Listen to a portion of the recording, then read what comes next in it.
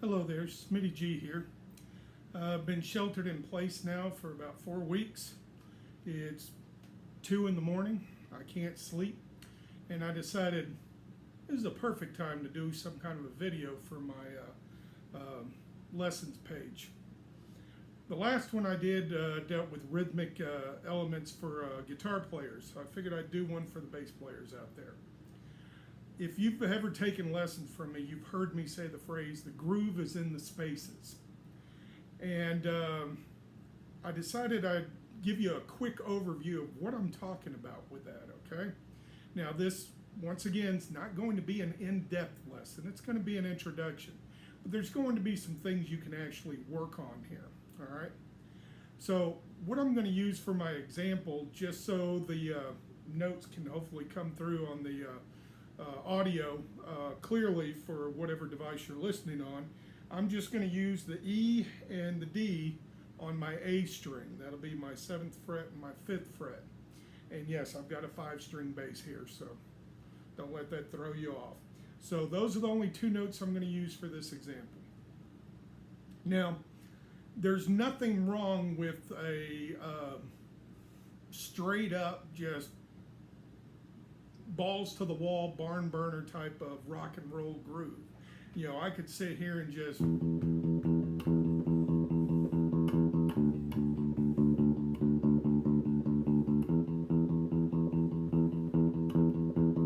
I know that doesn't sound too impressive on its own, but you put enough volume, a little bit of distortion on that, and a great rock band or a Ramones type punk band, and that thing's cooking.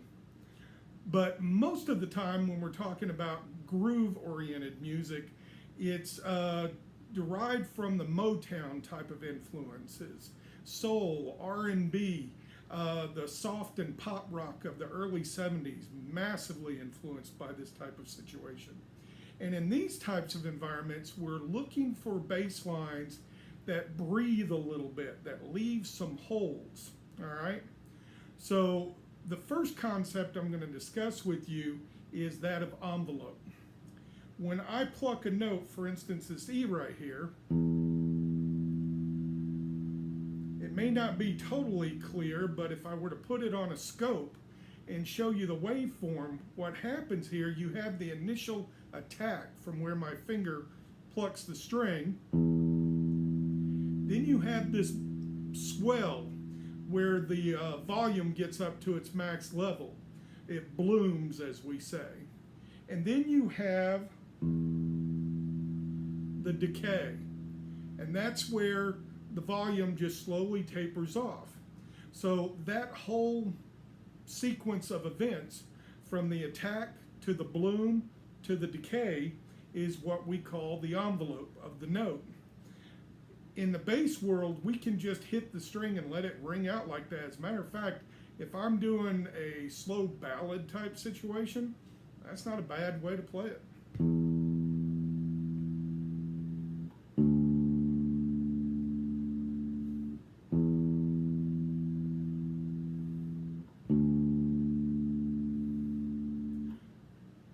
I was thinking of a ballad, but now that I started playing that, I instantly want to put more distortion on it and do a Black Sabbath song. But anyway, you get the general idea. So if I sit here and choke off or mute that note and kill that envelope, I get a totally different feel out of it.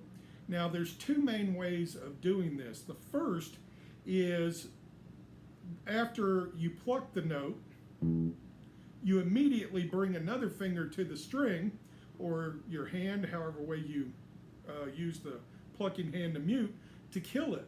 The other thing that can be done is you'll see me flex my fretting hand over here. I am not lifting my fingers off the strings. I'm just removing enough pressure that I'm no longer pushing into the fretboard, which kills the note. So you're normally going to see me do a combination of these, all right? I'll do a couple of bars so you can see me in action on that.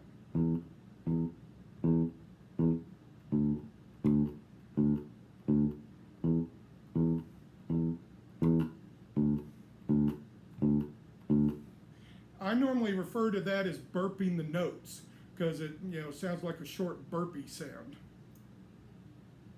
Now, once we get the envelope under control, the other mechanism for applying that concept, the groove is in the spaces, is to actually leave a space.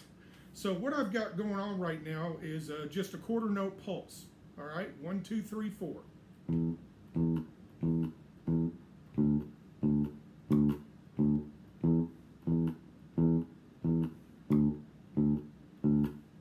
And so on. If I drop out one of those beats, in this case I'm going to drop out beat number 2, you're going to hear instantly what I'm talking about as far as this sense of groove is automatically there.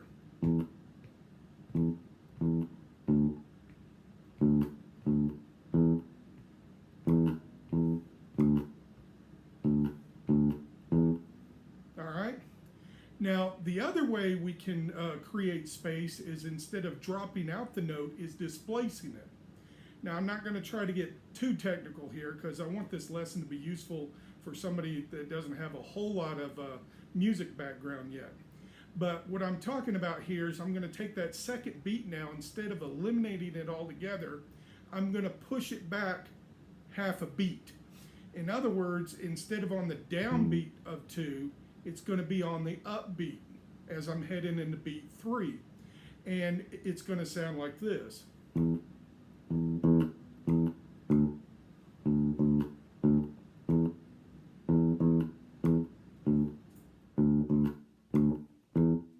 And you'll notice that has its own little feel there and a nice little pocket going on. Now, why beat 2?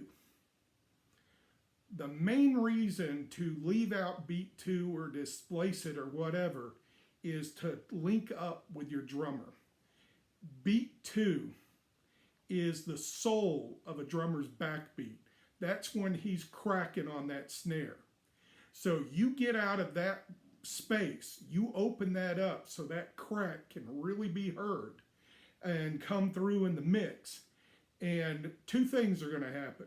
First, your drummer is going to love you because you're making it so much easier for them to shine and drive that groove.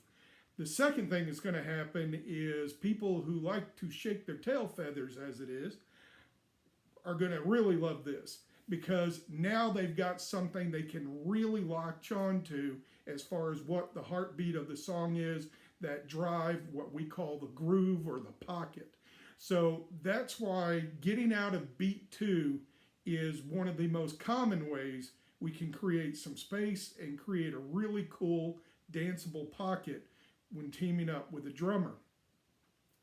This is especially true if he's using his kick or bass drum, as it is, to accentuate those same notes.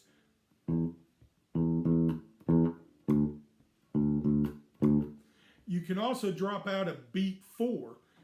That's also part of that snare backbeat. But the drummers tend to do some different things with that depending on how they're trying to flavor it and propulse into the next measure.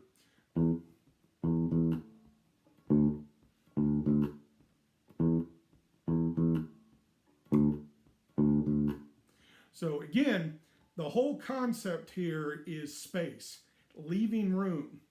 Like I said in the beginning of this, there's absolutely nothing wrong with, nice little running man technique or grabbing a pick and just grinding away. I've done a bunch of gigs and a bunch of songs using that kind of technique. That has its own energy to it. It's a lot of fun. But if you're talking more, like I said, groove-oriented music or dance-oriented music, it's all about leaving space.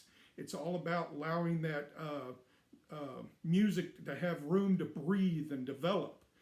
Our notes are so thick and strong as far as that low-end energy we can throw out there. It is very easy for us to, with just a few notes, to overpower the band mix. So the more we rein that in, the more we can leave those openings for other people to have their little voice, especially your drummers, then the more the song as a whole can sound like a very complete production. It doesn't sound like a bunch of musicians fighting each other. to make a sound as much as it sounds like them working as a team. So shortening our note envelope down so that we're not just blooming all over the place is one approach. The other is, again, leaving a specific hole. And we can do this by dropping a beat or displacing that beat.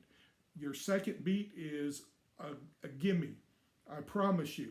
You get with a drummer and you start opening out that second beat, that downbeat of 2, so his snare can really shine through, and you're going to have a drummer who really likes being in a band with you. So take some songs you already know how to play.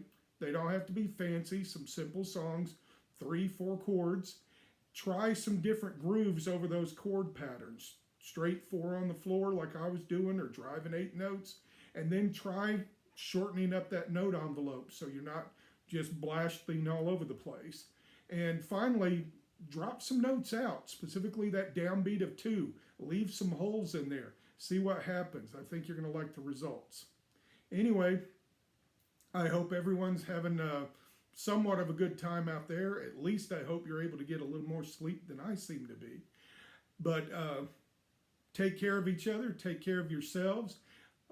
I hope we're all on the far side of this pretty soon.